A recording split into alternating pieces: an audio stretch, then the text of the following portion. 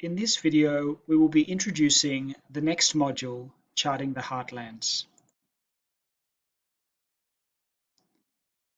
If you have not watched the previous video, we considered the terms that make up the title of this course. Pre-colonial refers to a time period before Europeans arrived in the Polynesian islands. However, you will notice in this course that we will often use sources created by Europeans in which they describe the Pacific societies that they observed. Together with oral traditions, these can help us understand what these pre-colonial societies might have looked like.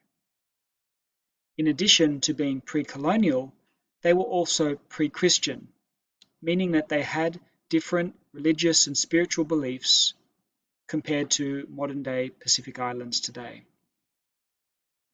The second term, power struggles, draws our attention to the focus on authority systems in these societies and the relationship between chiefs and commoners. Importantly, we will consider the different roles and types of people that made up chiefs. It wasn't necessarily always men, and it was not necessarily always hereditary. And thirdly, we will look at the term Polynesia. Although this term was invented by a European explorer, it is commonly used today, and it is a useful beginning to frame our course. However, we will treat this term with caution because at times it is arbitrary and inaccurate, and there are a set of Eurocentric assumptions embodied within this term.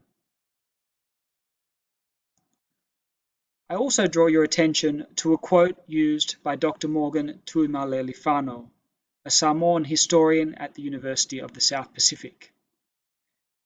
As a Samoan, he was drawn to the work of Jim Davidson, one of the early professional historians in Pacific history at the ANU. And in one of his histories of Samoa, Jim Davidson wrote, "The indigenous cultures of the Pacific were like islands whose coastal regions outsiders might penetrate, but whose heartlands they could never conquer."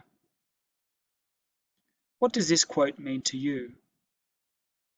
Although we might take Jim Davidson literally when he refers to the difference between coastal regions and heartlands, we might also consider this a metaphor that means something far more deeper.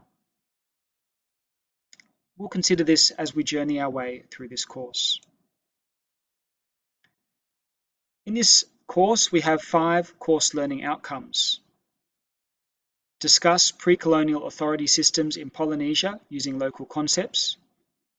Examine the principal challenges of maintaining and managing authority systems.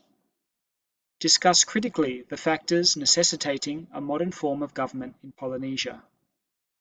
Evaluate the outcomes of the introduction of a modern form of government in Polynesia, and communicate the result of historical research in an essay format following academic and discipline-specific conventions.